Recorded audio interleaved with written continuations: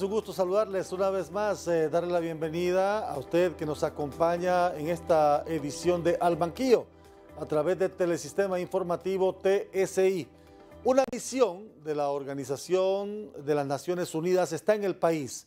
Es una misión exploratoria, es una misión que viene a explorar las condiciones en el país, a reunirse con diferentes sectores en el país para conocer las posibilidades, las condiciones de instalar por fin una Comisión Internacional contra la Corrupción y la Impunidad en Honduras, la famosa CICI, que seguimos esperando los hondureños y que a un año y medio de gobierno, siendo una promesa de campaña, todavía no ha podido concretarse, pero sobre este tema vamos a dialogar en esta edición de Al Banquillo y mi invitado tiene mucho conocimiento sobre la temática y sus aportes serán sin duda fundamentales. Es el abogado Joaquín Mejía Rivera, es doctor en Derechos Humanos, es maestro en estudios avanzados de Derechos Humanos, especialista en Derechos Humanos, Democracia y Justicia, y con más de 20 años litigando casos de impacto ante la Comisión y ante la Corte Interamericana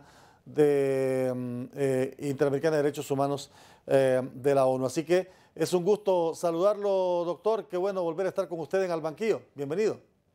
Muchas gracias, Aldo. Un placer estar aquí. De verdad que agradezco mucho el espacio para poder dialogar sobre este tema tan importante. Sí, y sobre todo que ya nos está comiendo el tiempo, al menos algunos dicen que nos está comiendo el tiempo, año y medio, y todavía no logramos concretar la tan ansiada CICI. Sí, yo creo que sí, es cierto que esto ha ido a paso lento. Sin embargo, creo yo que hay que hacer ciertos matices.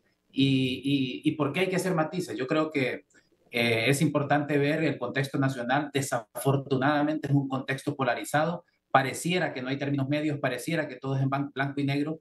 Y creo yo que programas como este son necesarios, espacios como este son necesarios para poder introducir esos matices. Y en este sentido, parte de los matices en relación con la instalación de una comisión internacional es que son varios actores los que tienen un papel clave en esa instalación. No solamente es el Poder Ejecutivo. Aquí estamos hablando de al menos, en mi opinión, al menos 5 o 6 actores. Obviamente el primer actor es el Poder Ejecutivo, que es el que tiene la relación directa con Naciones Unidas y el que da los primeros pasos en relación con lo que pasa con la CICI, y podemos ver, por ejemplo, en esta primera fase, cuáles han sido las tareas que tenía que cumplir el Poder Ejecutivo. La primera tarea era solicitar formalmente a Naciones Unidas que se instale una comisión internacional.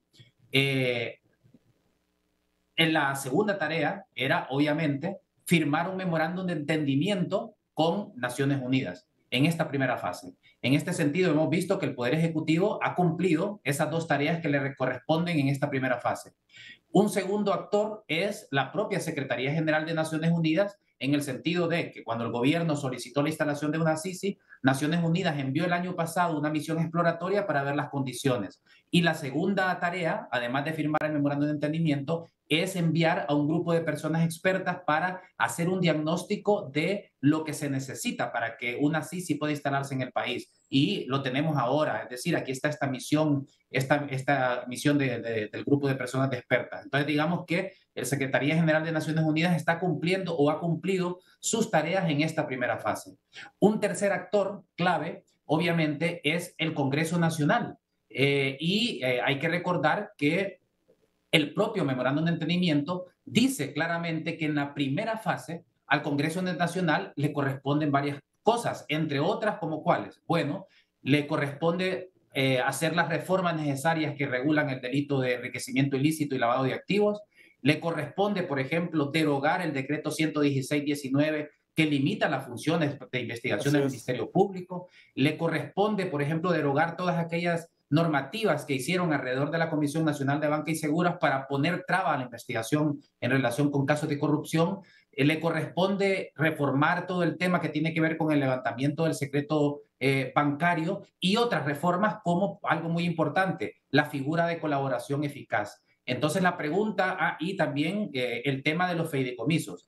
La pregunta es, ¿ha cumplido el Congreso Nacional su tarea? Esa es En la mi gran pregunta. opinión, hasta el momento solo ha cumplido con lo de fideicomiso, pero todas estas otras cuestiones que están en el memorando de entendimiento no lo ha hecho. Esto no le corresponde al Ejecutivo, no le corresponde a Naciones Unidas, le corresponde a otro poder del Estado que en teoría es independiente, el Congreso Nacional. La pregunta es, ¿por qué este tercer actor clave no ha cumplido con lo que dice el memorando de entendimiento? Y aquí es todo el Congreso Nacional. Aquí no se trata de una junta directiva, no se trata de un diputado o diputada, se trata de todo el Congreso Nacional, los 128 diputados y diputadas. Un cuarto actor fundamental es el propio Ministerio Público. ¿Y sabe por qué? Porque fíjese que el memorando de entendimiento dice claramente que una de las funciones de este grupo de personas expertas es brindar asistencia técnica al Ministerio Público para que comience ya con investigación de casos de corrupción pública y privada. Es decir, es una MASI 2.0. Y obviamente yo creo que está claro creo yo que ni siquiera Naciones Unidas podría confiar en un fiscal 5 estrellas que ya ha demostrado a lo largo de todos estos años que ha sido un obstáculo en la lucha contra la corrupción y la impunidad. Y los otros dos actores, de manera rápida, la comunidad internacional. Creo yo que la comunidad internacional tiene que jugar un papel fundamental en términos diplomáticos, en términos de cooperación y sobre todo en dejar claro que no van a darle la espalda a una Sisi, así como se la dieron en última instancia a la CICIG en Guatemala, que al final la dejaron sola y que se cayera, incluso a la MASI en Honduras. Y finalmente, el actor más importante es la ciudadanía. ¿Dónde está la ciudadanía? ¿Dónde estamos? Haciendo presión para que los diversos actores que hemos señalado cumplan con su papel. Desafortunadamente, en mi opinión, y puedo estar equivocado, yo creo que yo he visto solo a un sector muy pequeño, reducido, particularmente quienes están aglutinados en la sociedad, La sociedad civil, en la articulación articulación ciudadana ciudadana, y todas estas con la organizaciones. transparencia, sí, exactamente, y la justicia. Pero fuera de eso, la ciudadanía no estamos reaccionando, no estamos presionando. Y eso me parece a mí bastante grave, porque ¿qué pasa que estamos tan desmovilizados como ciudadanía? Y ya vamos a ir desglosando el rol de cada uno de estos actores que usted muy bien ha desarrollado en esta etapa introductoria. Quiero contarle, doctor, qué ha pasado en las últimas horas con relación a la llegada de esta misión. Llegó ayer en horas de la tarde-noche el país y de inmediato fueron recibidos por las autoridades de Cancillería. Y hoy la Secretaría de Prensa ha publicado fotografías de una importante reunión sostenida en Casa de Gobierno por instrucciones de la presidenta Xiomara Castro. Este día la comisión de alto nivel, conformada por el titular de la Cancillería, Enrique Reina, la titular de Finanzas, Rixi Moncada, y el secretario de Transparencia, ahí estaba el abogado Edmundo Orellana, recibieron de manera oficial a la misión de expertos de la ONU para realizar trabajos de análisis y diagnóstico de las condiciones necesarias para la instalación de la Sisi en Honduras. Esto es lo que publicó Casa de Gobierno, pero quiero leer también el comunicado que sobre la llegada de esta comisión a Honduras ha posteado también la Organización de las Naciones Unidas, particularmente su Secretaría General, con relación a esta comisión de expertos, esta misión exploratoria. Nota de corresponsales sobre el envío de un grupo de expertos a Honduras. El secretariado de la ONU desplegará un equipo de 3 expertos de Naciones Unidas en Honduras el 10 de julio, o sea, hoy, para brindar asistencia técnica con respecto al futuro establecimiento de un mecanismo internacional imparcial, independiente y autónomo contra la corrupción y la impunidad, de conformidad con el memorándum de entendimiento firmado en diciembre de 2022 entre la Secretaría de la ONU y el Gobierno de Honduras. El equipo de expertos evaluará los instrumentos, ojo con esto, evaluará instrumentos, instituciones y capacidades nacionales existentes para la lucha contra la impunidad y la corrupción y su enjuiciamiento, contribuir a la prestación de apoyo y asistencia técnica e identificar las reformas constitucionales, legales y administrativas necesarias dentro del ordenamiento jurídico hondureño para el posible establecimiento de un mecanismo internacional imparcial, independiente y autónomo. El trabajo del equipo de expertos es de carácter técnico. Los expertos interactuarán con una amplia variedad de actores. Aquí están los que mencionaba el abogado Mejía Rivera. El futuro mecanismo internacional imparcial, independiente y autónomo solo se materializará cuando, ojo con esto, y me va a dar su opinión, abogado. Uno, el secretario de la ONU y el gobierno de Honduras acuerden por escrito la existencia de garantías legales mínimas y requisitos para su funcionamiento. Dos, un organismo intergubernamental de las Naciones Unidas ha otorgado un mandato. Y tres, entra en vigor el acuerdo bilateral negociado entre la ONU y el gobierno de Honduras. En su momento y para garantizar su independencia, imparcialidad y autonomía, la dirección del mecanismo sería designada por el secretario general.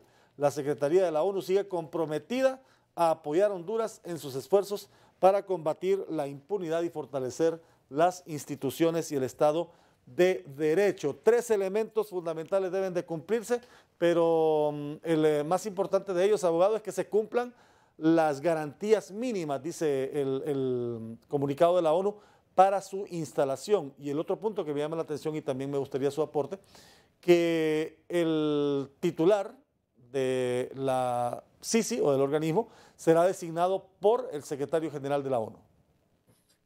Claro, de hecho, eso está en el memorando de entendimiento, lo que dice el comunicado. Si uno ve el numeral 9 de la parte que corresponde a la primera fase, dice claramente que va a haber un dictamen favorable y se va a revisar si existen las garantías mínimas para la instalación de una CICI.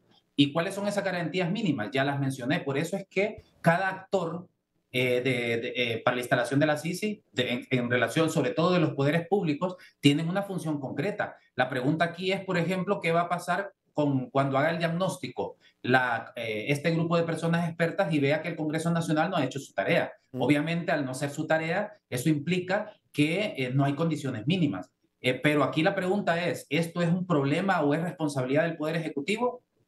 No, eso obviamente es una responsabilidad del Congreso Nacional en su conjunto, los 128 diputados y diputadas.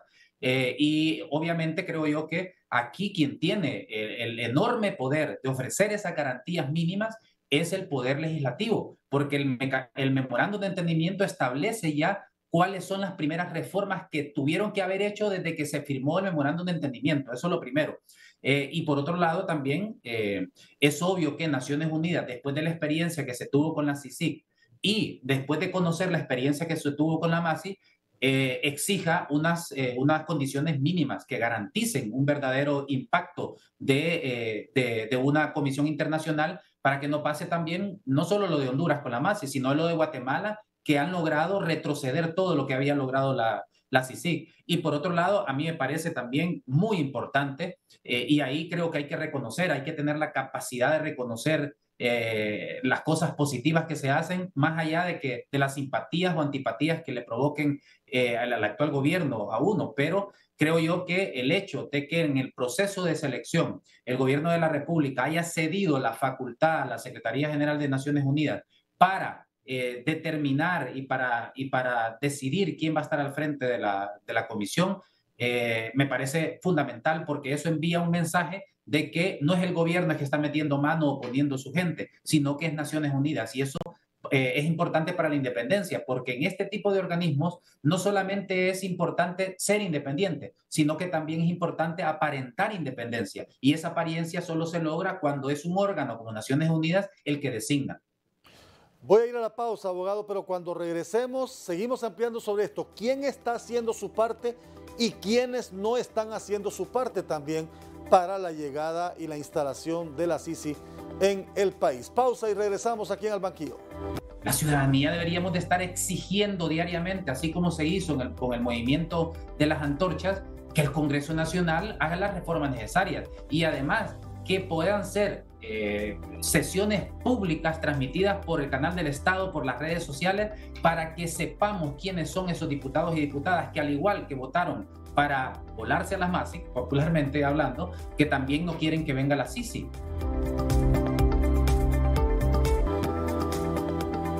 ¿Quién está haciendo y quién no está haciendo su trabajo, no está poniendo de su parte para la instalación de la CICI en el país? Es el tema que estamos abordando en Al Banquillo junto a mi invitado hoy, el abogado Joaquín Mejía Rivera. Y antes de ir con el abogado, quiero resumir en pantalla parte de lo que ya el doctor Mejía Rivera nos planteaba en el Congreso Nacional.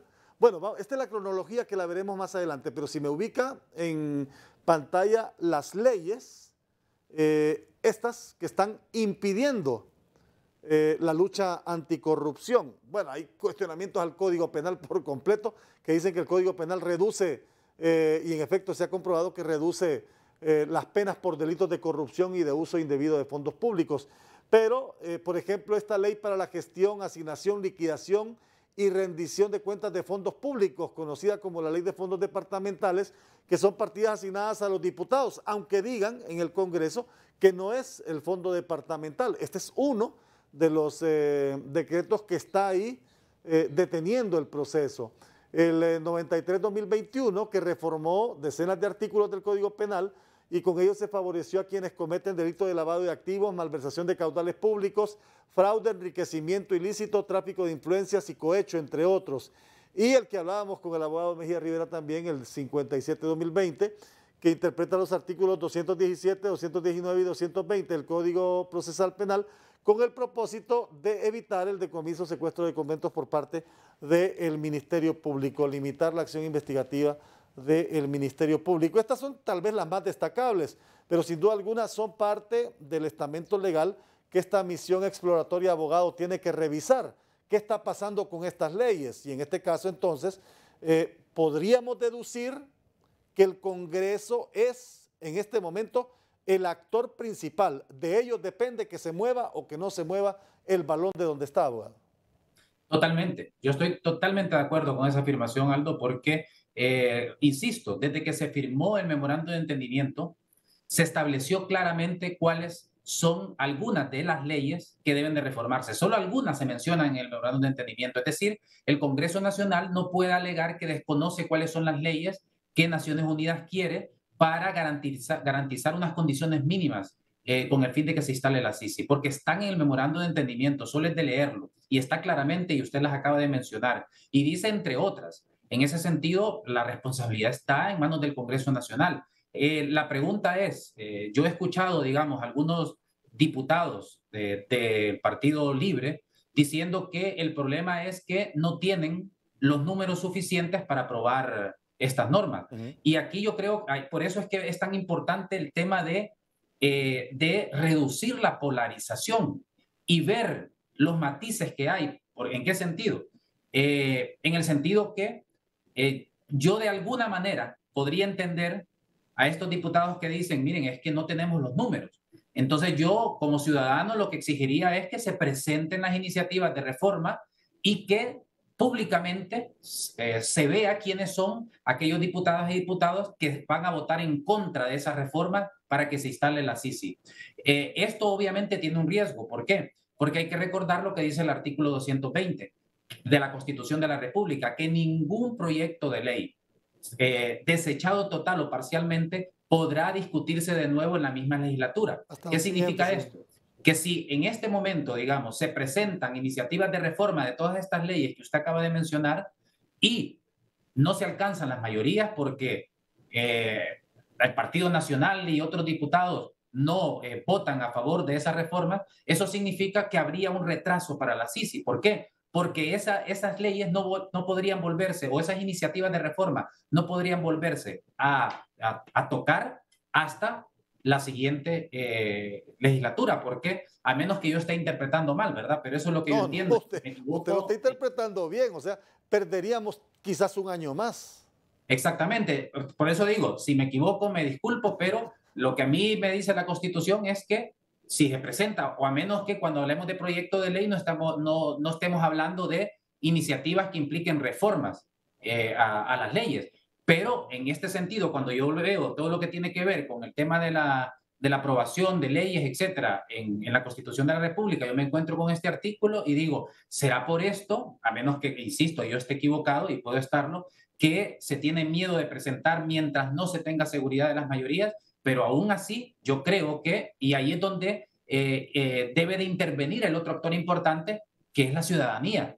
Es decir, La ciudadanía deberíamos de estar exigiendo diariamente, así como se hizo con el movimiento de las antorchas, que el Congreso Nacional haga las reformas necesarias y además que puedan ser sesiones públicas transmitidas por el canal del Estado, por las redes sociales, para que sepamos quiénes son esos diputados y diputadas que al igual que votaron para volarse a las MASIC, popularmente hablando, que también no quieren que venga la Sisi, a pesar del riesgo que pueda existir en el sentido de que hay un retraso. Pero vamos a saber quiénes son los responsables. ¿Cuál es el grave problema en el país? Y yo voy a insistir muchísimo en esto, que hay una polarización tan terrible que pareciera que no tenemos la capacidad de ver esos matices, porque los matices nos permiten ver cuáles son los actores responsables. Pero pareciera aquí que nos interesa que todo sea en blanco y negro para echar la culpa a un actor nada más, en este caso al Poder Ejecutivo, cuando lo que hemos visto es que tarde o no, pero ha cumplido con sus tareas. En este momento, el actor principal responsable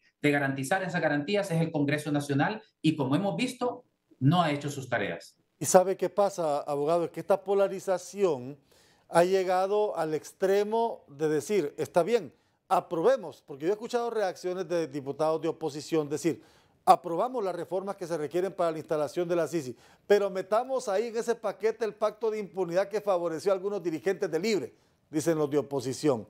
Y, y ese argumento no permite que avance el proceso. Pareciera que los mismos diputados que deberían asumir la responsabilidad histórica de dialogar, de concertar, de dar un mensaje claro por la transparencia, pareciera que más bien están jugando a perder tiempo y que esta, que fue una promesa de campaña, no se cumple en el corto plazo. Sí, yo creo que es fácil y yo creo que la ciudadanía no se debe dejar de engañar. Si hay voluntad política, se va a decir, ¿queremos la CICI, sí o no? Sí, muy bien. ¿Qué nos toca como Congreso Nacional? Empecemos por unos primeros pasos. ¿Cuáles son esos primeros pasos? Ahí están en el memorando de entendimiento. Usted acaba de leer cuáles son esas reformas. Punto. Y dejemos al grupo de personas expertas que en reuniones que tengan con el Congreso Nacional, con las bancadas, etcétera, que ahí decirles, miren, esta ley, que este pacto de impunidad también tiene que ser derogado, que yo estoy totalmente seguro, y espero no equivocarme, pero estoy completamente seguro que el grupo de personas expertas también va a decir que hay que derogar eso. Pero mientras tanto, mientras hace el diagnóstico, hay que empezar con lo que está en el memorando de entendimiento. No hay excusa, no hay justificación para no hacerlo. Y en un momento en el que el Congreso, por ejemplo, no sesiona, tiene muy poca productividad, ni siquiera asoman estos temas en agenda, preocupa más. Sí, definitivamente. Y obviamente esto también le corresponde a la Junta Directiva del Congreso Nacional, porque recordemos que la Junta Directiva Nacional tiene un papel de administración, tiene un papel de liderar los procesos dentro del Poder Legislativo. Obviamente la Junta Directiva no es, digamos, no es el titular de la soberanía, porque aquí el Poder Legislativo son los 128 diputados y diputadas y sus suplentes. La Junta Directiva es nada más o tiene facultades de administración y de representación y de liderar los procesos internos, pero obviamente la Junta Directiva tiene un papel, tiene una responsabilidad importante porque o es quien construye la agenda. Y la pregunta es, ¿por qué hasta el momento dentro de la agenda no han colocado un debate que es tan necesario, que es tan urgente para que se garanticen esas condiciones mínimas para que se instale la CICI? Y aquí creo yo que hay que arriesgarse y sobre todo que queden en evidencia aquellos diputados y diputadas que al igual que lo hicieron con la MASI, no quieren que se instale la CICI. Es que al final yo creo que hay que asumir el riesgo y yo comparto con usted que hay que asumir el riesgo. Si al final no se logran los votos, bueno, ahí quedará en evidencia qué pasó, pero estamos en el límite también porque el Ejecutivo ha hecho uso de esa prórroga que le permite el memorándum por 6 meses más, pero hay que agendarlo. Si al final no se logra la votación necesaria, ni modo, habrá que intentarlo en una nueva legislatura, que ya estaremos en la algidez política. Pero lo que usted planteaba, la ciudadanía debe saber si hay o no voluntad política y de quiénes de aprobar esto. Sí, totalmente de acuerdo. Y ahí volvemos, creo yo, con el tema de la ciudadanía. Me parece a mí que es necesario que la ciudadanía reaccionemos que reaccionemos, que no nos dejemos llevar por las polarizaciones. Yo sé que es difícil, desafortunadamente pareciera que en las redes encontramos el desahogo y pareciera que es más importante cuántos likes obtengo y cuántos retweets obtengo en vez de poder debatir con altura, intentando alcanzar un nivel decente de objetividad. Porque estamos hablando aquí, si la CICI no se instala, no es un fracaso del gobierno, es un fracaso de Honduras. Sí. Perdemos todos y todas, pero particularmente quienes perdemos somos los que cuando cometemos un error, la ley sí nos cae con todo su peso, pero quienes no van a perder son estos que siempre han pactado la impunidad y que se han ido de rositas cuando cometen actos de corrupción, cuando roban, cuando violan la Constitución, cuando dan golpes de Estado, cuando cometen graves violaciones a derechos humanos y las libertades civiles, pero el resto de la ciudadanía, la mayoría, no. Y por eso es que Julio Scherer Ibarra dice que en relación con la impunidad y la corrupción, que son dos almas gemelas, que la una se complementa y se protege con la otra, y que eso hace además que la ciudadanía se divide en dos tipos de ciudadanía. Una ciudadanía que puede considerarse la impune, que son esa minoría de los pactos de impunidad de ayer y de hoy, y la ciudadanía no impune, esa que cuando cometemos un error nos cae todo el peso de la ley, e incluso si no cometemos un error, como pasa mucho en Honduras, nos puede caer todo el peso de la ley si somos incómodos a ciertos poderes. Cuando vengamos de la pausa le voy a hacer un aporte sobre eso último que usted acaba de plantear. Voy a la pausa, regresamos en breve dialogando aquí con el abogado Joaquín Mejía Rivera. ¿La CICI será o no una realidad en el país? La mayoría de los hondureños, la gran mayoría, quiere que sí. ¿Quiénes quieren que no?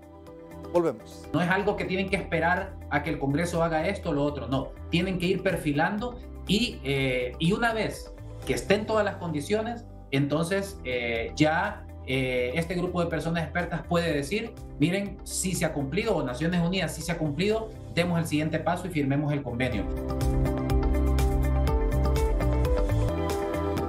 Estamos de regreso en Al Banquillo. La CICI y la Comisión Exploratoria de la Organización de las Naciones Unidas que está en el país evaluando el panorama, evaluando las condiciones para la instalación de esta comisión en Honduras. ¿De dónde venimos? ¿Cuál ha sido todo el proceso que hemos venido gestando como país en esta lucha anticorrupción? Se la muestro rápidamente en esta cronología que hemos preparado junto a nuestro equipo de producción de Al Banquillo.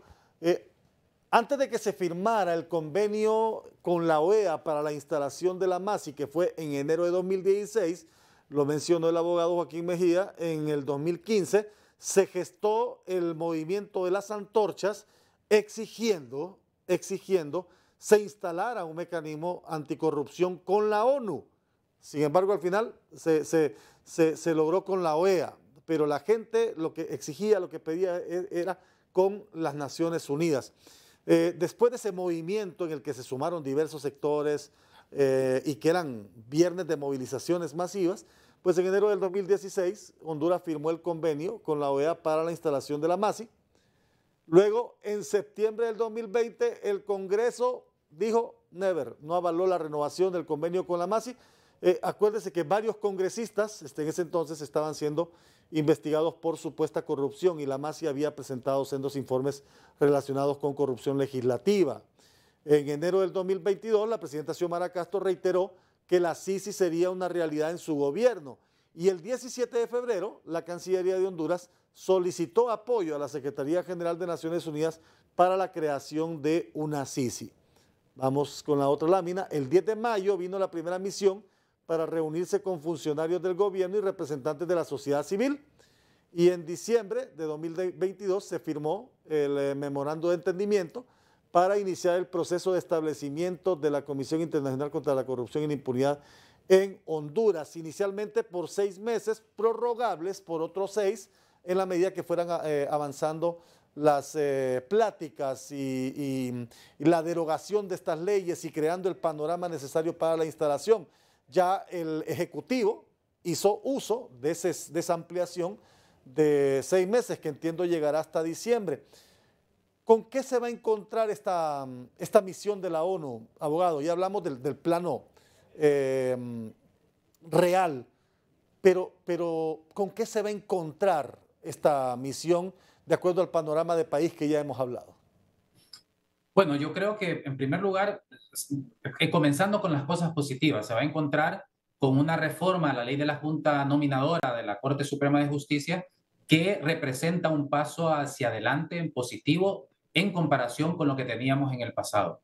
Creo yo que se va a encontrar dentro de la realidad, del realismo, de la realpolitik, como se le llame, también, bueno, ya la constitución de una Corte Suprema de Justicia que, en mi opinión, y esto es una opinión muy subjetiva, obviamente, digamos, está conformada por un buen número de gente decente, que obviamente tiene que demostrar con sus decisiones, con sus sentencias, si esa decencia le alcanza, digamos, para beneficio del país. Eso está claro.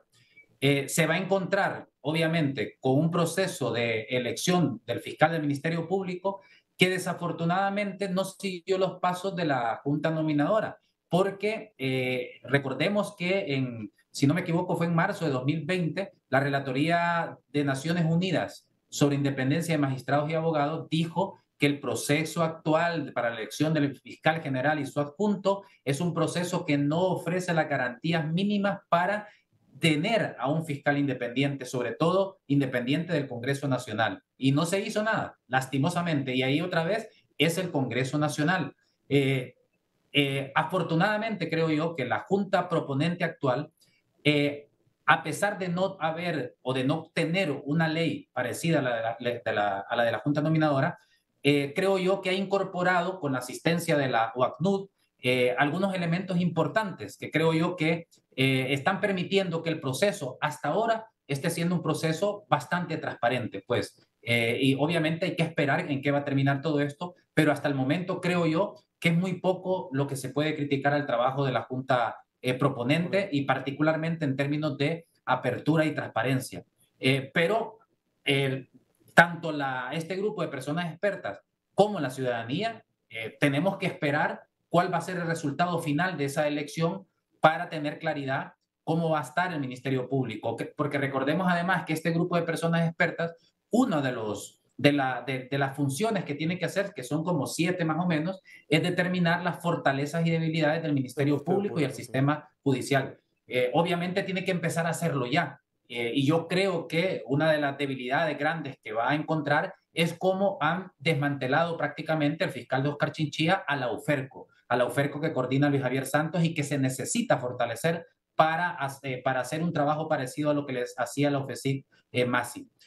Obviamente se va a encontrar una sociedad totalmente polarizada, en donde dependiendo de lo que diga el grupo de personas expertas se le va a atacar o no. Por otro lado, se va a encontrar que esa polarización que proviene particularmente del Congreso Nacional no ha permitido que se cumpla con las tareas que tiene este poder del Estado para garantizar las condiciones mínimas para una CICI. Y aquí vamos a ver ya si con el grupo de personas expertas, una vez que presente el diagnóstico y diga esto se necesita que reformar, vamos a ver si el Congreso Nacional va a tener la voluntad política de establecer un cronograma y una agenda clara, urgente, para poder implementar todas aquellas recomendaciones que haga el grupo de personas expertas y podamos avanzar hacia la segunda fase, que es la firma del convenio. Y obviamente hay que ir viendo también cómo en el Ejecutivo, porque en este momento, de acuerdo con el memorándum de entendimiento, en paralelo a todo esto que acabo de mencionar, el Poder Ejecutivo y la Secretaría General de la ONU tienen que ir ya perfilando el convenio de la CICI. O sea, no es algo que tienen que esperar a que el Congreso haga esto o lo otro, no. Tienen que ir perfilando y una vez que estén todas las condiciones, entonces ya este grupo de personas expertas puede decir, miren, sí se ha cumplido, o Naciones Unidas sí se ha cumplido, demos el siguiente paso y firmemos el convenio. Pero obviamente el contexto es bastante complejo, es un contexto bastante polarizador y creo yo que en este momento los medios de comunicación juegan un papel fundamental para poder enviar o generar en la opinión pública debates de altura, debates que se acerquen a la objetividad y que no sean debates no, pero que no sean cuestiones que parecen más bien un formato que es ventajoso o que es muy bueno para las redes sociales, pero que no aportan realmente a la solución de los problemas de todo el país. Sí, porque al final patinamos en un circo del que el país no necesita más. Quiero retomar algo que usted decía. El convenio debe irse construyendo al margen del proceso que se vaya siguiendo, para que en el momento en que estén listas las condiciones, si las logramos tener, ya tener avanzado el convenio y solo proceder a la firma. Exactamente, y lo dice el memorándum de entendimiento. Obviamente, la firma va a estar condicionada a que A que existan se cumpla. esas condiciones mínimas que exige Naciones Unidas con total justificación, pero por ese asunto es que creo yo, otra vez, la ciudadanía, tenemos que recordar que el Congreso Nacional solamente es un representante. Hemos depositado nuestra representación en el Congreso Nacional y la ciudadanía tenemos que asumir nuestra tarea, nuestro papel, nuestro ejercicio de control social para que ese Congreso Nacional cumpla con las tareas que le corresponden. Y creo yo también que desde el gobierno deberían de aportar para reducir la polarización, en el sentido que no caer en esa polarización. Es decir, yo sé que es bastante difícil. Por ejemplo, yo a nivel personal en mis redes sociales, cuando hay gente que sale diciéndome tonterías o insultos, yo ni siquiera les contesto, porque eso es caer Así es.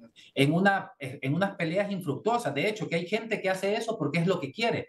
Creo yo que es importante que desde el gobierno también asuman un papel responsable, que se dejen algunos funcionarios y funcionarias de tantos juegos en las redes sociales y que realmente apoyen y aporten en la construcción de diálogos francos. Miren, el último párrafo de las observaciones preliminares de la Comisión Interamericana después de su visita al país dice que es necesario que se establezca un diálogo franco entre todos los sectores para resolver problemas estructurales que venimos arrastrando desde hace tiempo. Es un asunto que nos corresponde a todos y todas. Obviamente el gobierno es el principal responsable para reducir digamos, esos niveles de polarización, pero desafortunadamente dentro del gobierno y algunos medios afines al gobierno lo que hacen es más bien meterle más leña al fuego, cuando lo que se debería de promover son debates serios, con datos, con hechos objetivos, para, obviamente, por un lado, desenmascarar aquellos discursos que son bulos, que son falsos o que no tienen una intencionalidad de construcción, pero esta cuestión debe hacerse con responsabilidad y objetividad. Fíjese que yo le quería hacer un aporte a lo que usted planteaba al cierre del bloque anterior, cuando hablaba de que la impunidad y la corrupción van de la mano, son primos, hasta compadres. Y recién he terminado yo de escribir mi nuevo libro titulado El lado oscuro de la política, hablando de esa relación impunidad y corrupción también desde el poder político, que ha politizado la justicia y que no ha permitido que la justicia pueda actuar de manera independiente sobre el poder político. Por el contrario, es el poder político el que está actuando sobre la justicia. Por eso le preguntaba yo con qué se podía encontrar esta comisión, porque tenemos una justicia sometida, al margen de que en efecto hay que destacar el proceso de elección de la nueva Corte Suprema de Justicia, nada que ver con el anterior, que esperamos que no se vaya a salir con una situación compleja con la elección del fiscal general y el fiscal adjunto, pero tiene el país que irse sacudiendo esa politización de la justicia para llegar a un momento en que la justicia más bien judicialice la política. Sí, de hecho, esta corte actual tiene una responsabilidad histórica, porque a mí me gusta parafrasear a Alejandra Matus, periodista chilena, que escribió un libro que, a propósito de libros, y felicidades, por cierto, que escribió un libro que se llama El libro negro de la justicia chilena, donde aborda cuál fue el papel de la judicatura, jueces y jueces durante la dictadura de Pinochet. Y pues parafraseando ese libro, yo digo que en Honduras, con excepción de algunas personas juezas y magistradas que se pueden contar con los dedos de la mano, que son independientes, pero que en el país, en la historia de Honduras, nunca hemos tenido un poder judicial independiente que actúe como tal, que lo que hemos tenido es un servicio judicial y el servicio va a ser de calidad si yo tengo el dinero para pagarlo, si yo tengo los contactos para que me beneficien con esa calidad en el servicio. Y por eso esta Corte tiene una responsabilidad histórica y creo yo que si esta Corte, como decía uno de los colegas de la misión internacional que vigiló todo este proceso de la Corte, no ejerce su derecho y su obligación de ser ingratos con aquellos que lo eligieron, creo yo que va a ser una decepción todavía mayor y seguramente vamos a sentir que ya en Honduras es imposible tener un proceso que pueda lograr una Corte Suprema de Justicia independiente. Voy a ir a la pausa y al regresar, abogado, hablamos de ese rol de ese actor que es fundamental, el de la ciudadanía, muy pasiva, por cierto, en momentos en que se requeriría esa efervescencia, esa exigencia, esa actividad. Vamos a la pausa, regresamos aquí en Al Banquillo. La historia reciente nos ha demostrado que no podemos justificar ni apoyar golpes de Estado, reelecciones ilegales, fraudes electorales, graves violaciones a las libertades civiles en nombre de un supuesto bien para el país, pues tales hechos son incompatibles con la democracia y la dignidad humana, y eso hay que señalarlo y dejarlo claro.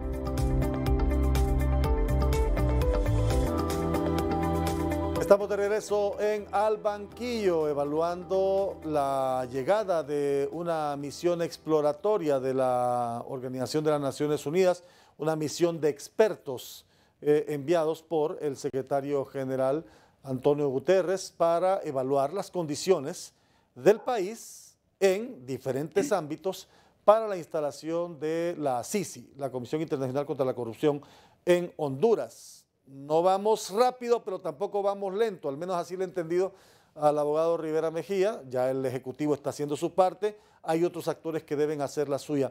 Pero a mí me preocupa, abogado, la pasividad ciudadana, y no es que esté llamando yo a la rebelión, esté llamando a la movilización masiva, esté llamando yo, no, sino a retomar esa actitud de civismo, de exigir a sus autoridades que cumplan con lo que prometen en campaña y no simplemente esperar a movilizarse cada 4 años cuando le piden el voto y al final el asunto queda en nada.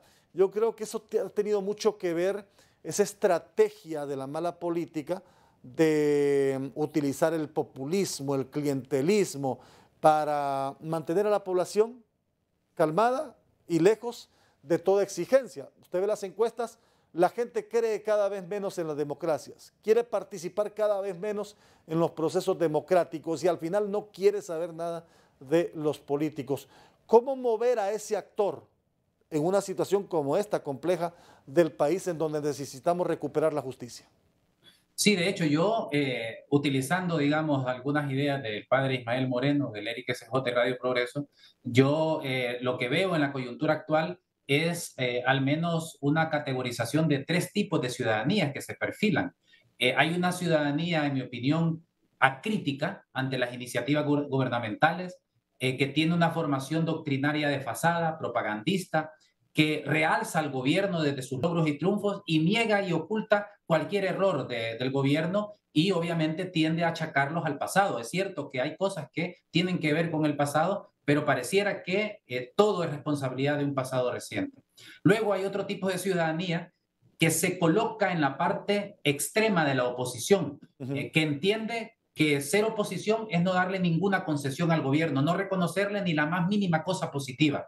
Y en cuanto más distante y más oposición yo sea, pues mejor. Y obviamente menos se contamina y además se presenta como independiente, como única, porque todo lo que venga del gobierno lo critica. Y esto es muy peligroso, ¿sabe por qué, Aldo? Porque la historia reciente nos ha demostrado que no podemos justificar ni apoyar golpes de Estado, reelecciones ilegales, fraudes electorales, graves violaciones a las libertades civiles en nombre de un supuesto bien para el país, pues tales hechos son incompatibles con la democracia y la dignidad humana, y eso hay que señalarlo y dejarlo claro.